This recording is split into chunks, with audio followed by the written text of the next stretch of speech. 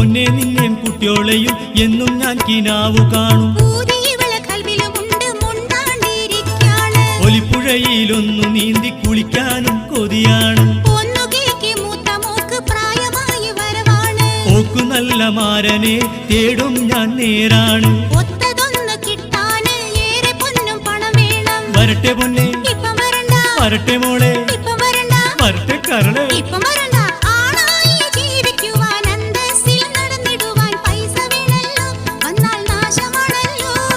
പറയാനെനിക്ക് പലതുമുണ്ട്, പറഞ്ഞാലോടുങ്ങാത്ത കാര്യമുണ്ട്.